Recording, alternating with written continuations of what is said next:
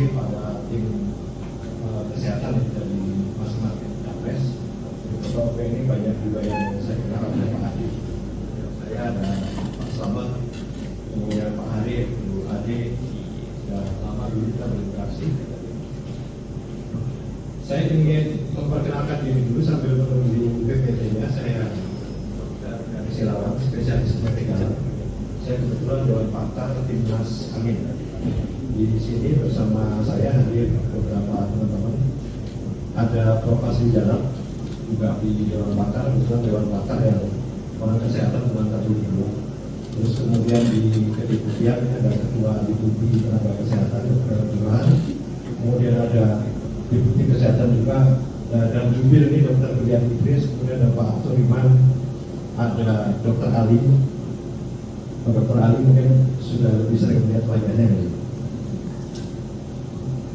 Kemudian menurut saya sebut ya, intinya kita relatif unik. Silakan. Bapak Ibu sekalian, tadi karena saya mengenal Prof. ini sudah lama di waktu COVID ini, waktu COVID banyak bagaimana semangatnya kita tahu untuk kepentingan kita bersama sebagai bangsa. Jadi pada hari ini saya ingin menyampaikan bahwa kami kesini tidak dalam rangka memaksa atau meminta. Ya kalau mengharap dukungan pasti gue meminta tidak. Tapi kita menempatkan bahwa kawan-kawan semua, sejawat semua, kawan-kawan dan senior saya ini, kita sama-sama orang kesehatan, kita hari ini berdiskusi untuk mendiskusikan masa depan kebijakan kesehatan di Indonesia. Siapapun yang menang, mudah-mudahan dari antar tim juga bisa saling memberi masukan nanti ya, kalau ada yang berbeda. Baik, slide-nya sudah lagi diproses. Oh, sudah diproses. Bapak Ibu sekalian, saya ingin, karena tadi pertanyaannya itu adalah cukup banyak hal teknis.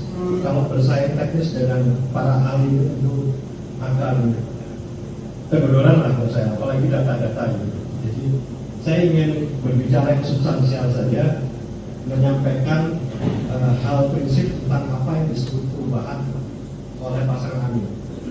Jadi jargonnya kan yang Bapak Ibu sekalian pernah dengar, meluruskan jalan, menghadirkan keadilan. Dan ini visi besarnya Amin. Visi meluruskan jalan, menghadirkan keadilan ini tulisan dari Pak Anies di Kompas. Slide selanjutnya. Ini tulisannya yang menjadi fundament dari visi misi Amin. Dan itu setelah ada Gus Imin itu juga banyak masukan yang dielaborasi, tapi banyak kesepahaman. Apa sih yang dimaksud meluruskan jalan menghadirkan keadilan?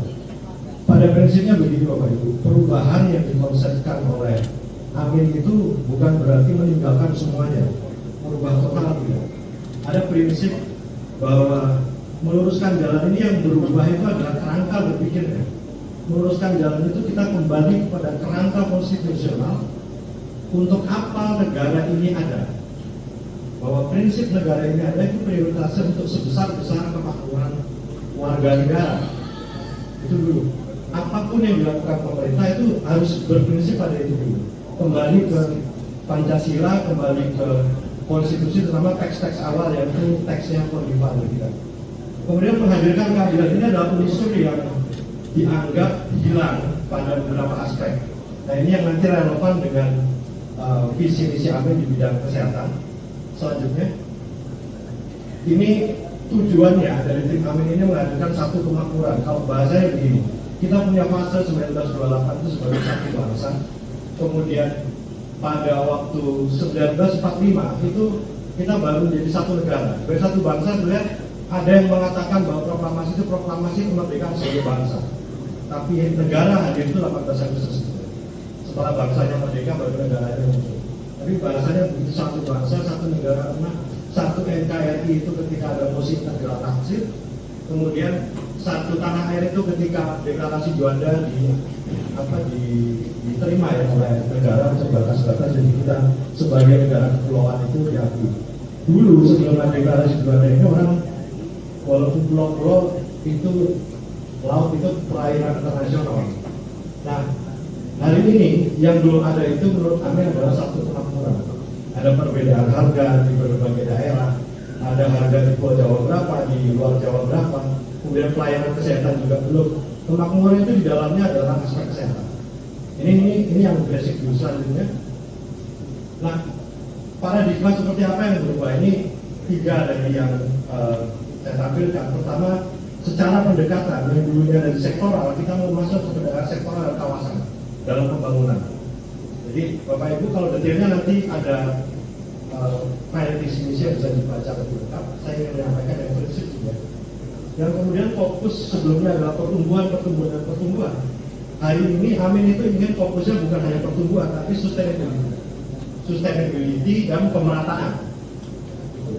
Kemudian kalau sebelumnya itu pendekatannya adalah top down egosentris yang kekuasaan, yang ada yang berpendapat negara ini semakin kesini juga menjadi semakin negara kekuasaan, maka pada ke depan itu dikembalikan lagi kepada semangat salah satu semangat Pancasila itu gotong royong, atau bahasa kita hari ini kolaborasi, bahwa permasalahan dari itu tidak bisa diselesaikan pemerintah tanpa berkolaborasi dengan semua instrumen yang ada di masyarakat. Ini fundamennya di situ dulu. Selanjutnya, slide selanjutnya, ini saya tampilkan sepintas ya. Fokusnya itu manusia, ruang hidup, interaksi, institusi. Jadi kalau tadi ada yang berbicara tentang kesehatan lingkungan, kita sudah berbicara di situ tentang ruang hidup, dan kemudian fokus utamanya manusia, dan manusia itu yang sering disebut-sebut fokus utamanya pendidikan kesehatan. Jadi kalau kita mau berbicara kesehatan itu sektor strategis ya, ini strategis. Bahkan kalau saya boleh ngomong dalam aspek yang lebih agak sedikit berbeda, sebetulnya kalau kita melihat undang-undang kebebasan berbicara Undang-Undang 9/1998, rumah sakit, fasilitas kesehatan itu termasuk objek vital negara yang demonstrasi nggak boleh ada di situ. Tapi kita sering melihat ada kekerasan kepada nakes di rumah sakit dan hukumannya biasa-biasa aja. Kenapa? Karena tadi yang disebut itu. Sekarang kita punya problem memang, ya itu bagus karena sekarang reformasi, desentralisasi. Tapi desentralisasi ini juga menunjukkan problem sendiri ya. Dan itu harus diperlakukan dengan intervensi yang tetap sejalan dengan semangat reformasi itu, tapi pusat tidak boleh lepas tangan. Kenapa? Karena pusat itu adalah yang memegang amanat langsung, amanat konstitusi untuk menyehatkan rakyat. Jadi harus ada itu. Selanjutnya, apa yang berubah dalam kacamata kesehatan? Ini secara sepintas Bapak Ibu. Yang jelas Amin menekankan bahwa kesehatan itu dipandang secara utuh, sebagaimana ya definisi kesehatan, jiwa, raga, dan lingkungan sosial. Dalam beberapa program prioritas Amin itu termasuk pengadaan tenaga psikolog di puskesmas untuk kesehatan mental. Di pusat-pusat krisis itu ada tenaga kesehatan. Ini yang sering kali diabaikan, termasuk ketika pendekatan tentang membahas stunting. Walaupun risetnya masih minimal, tapi kesejahteraan ibu, depresinya ibu dan bapak dan ibu itu bisa berpengaruh terhadap kesejahteraan janin perkembangannya, dan itu mental health mendapat penanganan khusus. Ini yang berubah. Terus kemudian slide selanjutnya, menghadirkan keadilan. Bahasa sederhananya begini, unsur keadilan yang hilang itu apa? Kita akui atau tidak akui, dalam 25 tahun terakhir yang sejak masa akhir Orde Baru, itu pembangunan kebijakan kesehatan kita itu selalu menempatkan bahwa seolah tenaga kesehatan itu pihak yang boleh dikorbankan atas nama rakyat. Kalau bahasa Pak Samudri, atas nama HAM, ya kan? Tidak diperhatikan, lupa bahwa tenaga kesehatan, orang kesehatan ini warga negara yang punya hak-hak konstitusional yang tidak boleh dirampas. Jadi harus mendapatkan penghargaan secara proporsional, harus mendapatkan perlindungan kesejahteraan. Itu dimension, dan kalau kita bicara keadilan, maka yang kita hadirkan adalah yang orang bahwa ya adil untuk rakyat, tapi juga adil untuk nakes. Jadi yang Bapak Ibu semua tadi sampaikan, insya Allah terakomodir dalam semangat prinsip ini. Kalau teknisnya nanti kita perlu berdiskusi banyak. Selanjutnya, pemerintah bertindak sebagai kolaborator. Kalau tadi diharapkan untuk melibatkan bagaimana positioning OP, insya Allah positioningnya pemerintahan Amin adalah memposisikan diri sebagai kolaborator. Kesehatan rakyat itu ada institusi pemerintah, swasta, dan sumber daya masyarakat, dan organisasi profesi itu saja, kelompok profesional. Insya Allah pasti juga. Selanjutnya, ini sekilas beberapa program yang di-mention di kita berbicara manusia itu dari buaya sampai lanjut usia. dari ibu hamil, usia bayi, beberapa aspek ya puskesmas akan diperbanyak untuk karena ini hak rakyat untuk semakin dekat kepada akses kesehatan. Kemudian rumah sakit dan kelas-kelas yang bagus, jangan hanya di Jakarta, harus ada di tiap ibu kota provinsi setidaknya. Kemudian BPJS itu semua ini masih banyak coverage dari BPJS. Selanjutnya ini sekilas ya.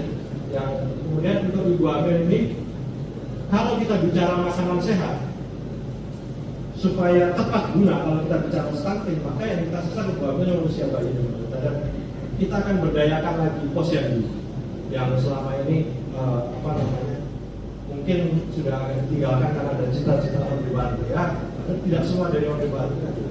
Yang bagus yang ada di lini terdepan kita optimalkan. Kemudian cuti hamil yang dilakukan bagi ibu serta cuti ayah hingga 40 hari. Tunjangan 550 bulan untuk ibu yang jadi kepala keluarga miskin. Kenapa ini? Karena soal pasangan. Jadi kesejahteraan ibu itu pasti berdampak berbanding lurus dengan kesejahteraan dari. Jadi stunting itu bukan semata-mata soal makanan. Bukan soal makanan, tapi stunting itu tentang kesehatan mental. Itu diskusinya. Kemudian makan sehat gratis dan seterusnya, pendidikan anak usia dini dan seterusnya. Ini aspek-aspek yang seperti itu. Selanjutnya sampai lansia. Jadi ketika berbicara lansia, oke lah kita berbicara masyarakat produktif, ya. Tapi sebetulnya di banyak negara maju ketika bicara angka harapan hidup yang panjang, maka ideologi kita semestinya mengatakan bagaimana lansia itu tetap bisa beraktivitas dengan normal dan sehat secara mandiri, ya kan? Nah, usia lansia ini juga diberi prioritas, terutama di sini ada berupa dengan antrian prioritas yang disebut bola pemeriksaan. Ini mungkin ruang-ruang yang nantinya untuk perawat dan kalau real kan sebetulnya dilakukan oleh teman-teman sejawat perawat, ya home care dan lain-lain. Mungkin ruang untuk dokter umum juga ada, tapi size-nya kayaknya ruangnya untuk teman-teman perawat itu dan bidang itu besar. Selanjutnya realitas lapangannya begitu kalau kita perhatian khusus untuk nakes. Yang pertama, statement jelas bahwa perhatian perlindungan dan kesejahteraan untuk tenaga kesehatan ini menjadi prioritas. Dengan saya katakan bahwa dalam prinsip ini adalah prinsip proporsionalitas dan keadilan.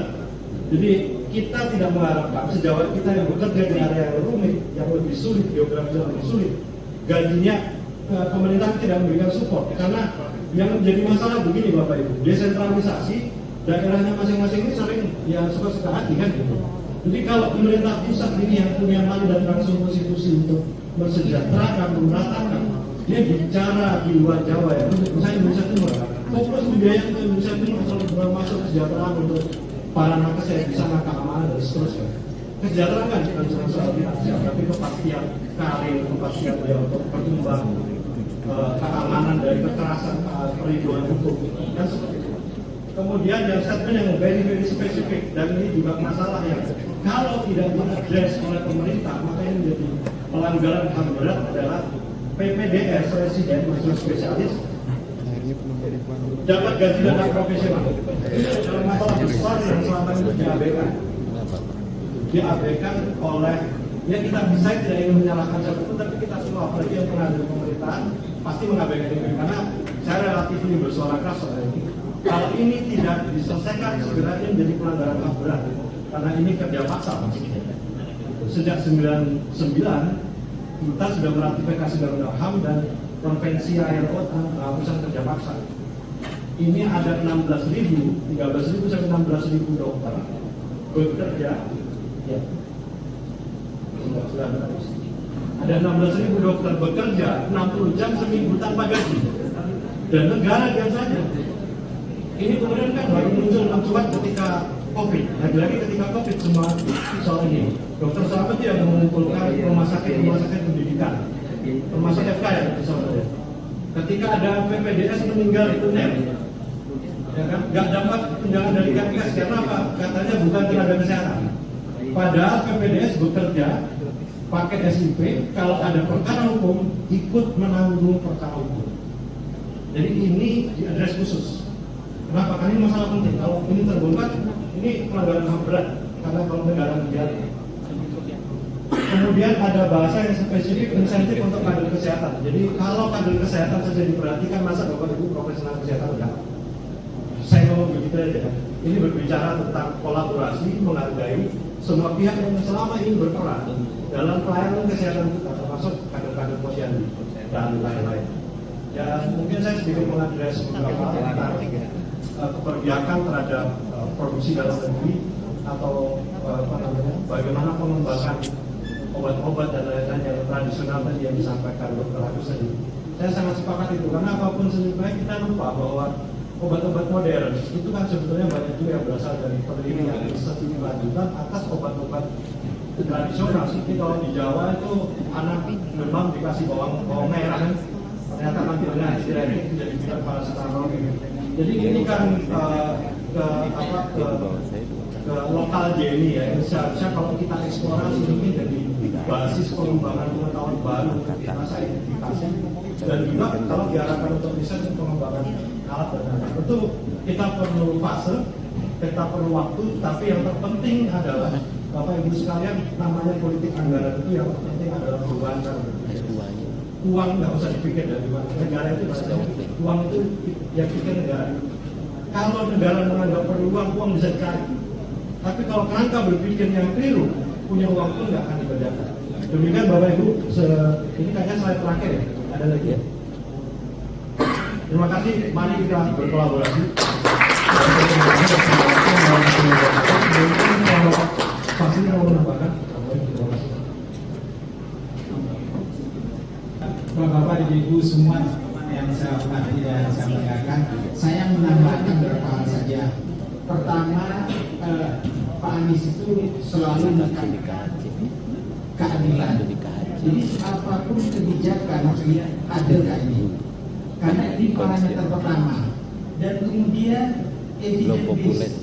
Apakah ini berdasarkan bukti-bukti empirik dan berdasarkan berbagai data-data dan penelitian? Karena tanpa itu kita akan kabur nanti membuat kebijakan. Yang ketiga, baru melihat seberapa besar kepentingan rakyat di sini, karena mereka lah yang tujuan utama dari negara mereka ini. Dan baru nanti dikaitkan dengan peraturan perundangan yang berlaku. Jadi kalau peraturan perundangan yang berlaku ini tidak sesuai dengan 3 prinsip utama ini, maka dia wajib dilihat kembali. Dan karena itu juga Pak Anies ini selalu membuka peluang. Waktu dia di DKI, waktu dia di Kemendikbud, selalu dia mengupayakan sebelum kebijakan, bawa dulu semua ahli-ahli, dengar dulu semua pendapat, jangan kita buru-buru membuat sebuah kebijakan. Itu adalah esensi daripada menaikkan kepada publik yang nanti jangan bertele-tele pada waktu implementasi atau sejak lahir sudah ditolak, tapi justru kesepakatan yang dibangun dulu, walaupun lama, walaupun berdarah-darah, tapi ini akan membuat pelaksanaan akan lebih baik. Jadi karena itu saya melihat secara pribadi peluang kita organisasi profesi untuk bicara lebih banyak dengan Pak Anies dan timnya, dengan ahli kon terbuka lebar. Karena ini memang esensi dia. Dia tidak ada guna, beliau tidak ada guna kita punya peraturan yang canggih secara hukum seakan-akan baik, tapi dalam kenyataan tidak bisa dilakukan. Apalagi kalau ini tidak dibangun dari kesepakatan yang memulai dari bagian yang paling bawah baru diangkat ke bagian yang paling atas. Jadi karena itu saya merasa apa yang disampaikan tadi sangat berharga bagi kami akan catat.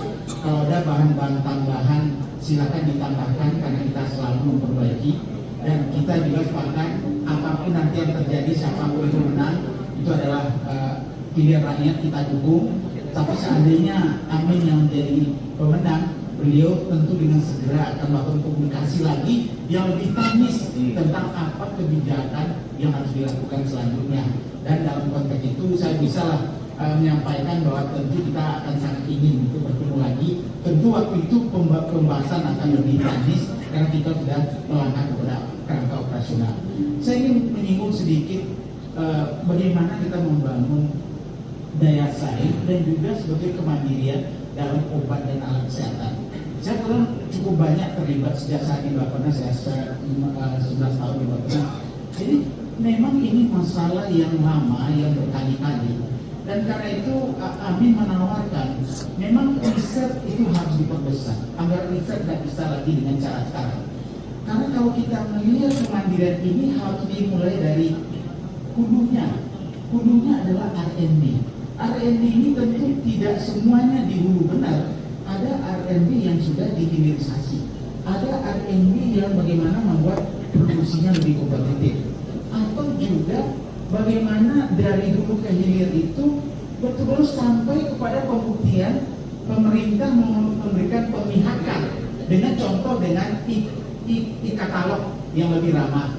Ya, tadi kita juga melihat kalau e-katalog ini dipaksa terlalu murah, dari ketua IAI, tentu kadang-kadang masalah keamanan, kualitas semua harus dijaga. Jadi dalam balance inilah saya kira evidence base akan bicara karena didukung oleh riset. Jadi mudah-mudahan nanti tidak hanya risetnya mulai dari bahan baku, kemudian transisi kepada produksi dalam negeri, kemudian bagaimana kita memanfaatkan peluang-peluang yang ada di kekayaan SDA kita, dan sampai pada kebijakan memudahkan uji klinik yang saya lihat ini juga Dr. Adit ya, betapa banyaknya produk kita yang sebenarnya peluangnya besar tapi mati karena tidak terlalu besar bagi mereka biaya. Padahal ratusan miliar triliunan dana sebetulnya dipegang oleh pemerintah untuk menghilirkan beberapa produk yang sebenarnya sangat kompetitif tapi perlu pemihakan. Dan tentu ini harus dibuktikan juga berani ke pemerintah kalau sudah TKDN yang sudah dipatok dan makin lama makin tinggi diproduksi dalam negeri, kemudian dibutuhkan oleh pemerintah di rumah sakit, di puskesmas, di posyandu, ya pemerintah lah yang harus membeli pertama. Kan ini bukti bahwa sebelum kita mampu berkompetisi di luar negeri, di dalam salah satu kata-kata dari Amin, perusahaan Indonesia harus menjadi tuan rumah di negara sendiri dan mampu bersaing di tingkat global. Dan untuk bisa bersaing tingkat global, kami dibangun kemampuan dalam negeri dan untuk itu hilirisasi dari riset sampai pada kebijakan, e-katalog, pengujian termasuk clinical studies. Tapi yang paling penting menurut saya adalah pembuktian bisakah pemerintah memulai sekali produk itu memenuhi semua standar yang ditetapkan oleh pemerintah yang harus dibeli, dan itu menjadi afirmasi untuk mendukung peralatan kesehatan maupun obat-obat yang saat tadi melihat sangat jelas pesannya. Dan mudah-mudahan kami juga tidak akan sekedar berbicara saja, tapi mari kita petakan lebih dalam di bagian mana saja kita harus keroyok, karena tentu tidak semua bidang yang bisa kita lakukan sekaligus, tapi dengan kerjasama 22 organisasi profesi ini, saya kira ini merupakan kesempatan untuk bekerja lebih serius, lebih dalam, dan mudah-mudahan lebih bermanfaat. Sehingga tadi Indonesia, usaha-usaha Indonesia menjadi tuan rumah negara sendiri yang berharga dan bermartabat, tapi juga tumbuh bersaing di negara-negara maju. Itu aja dari saya, sekian, terima kasih. Assalamualaikum warahmatullahi wabarakatuh.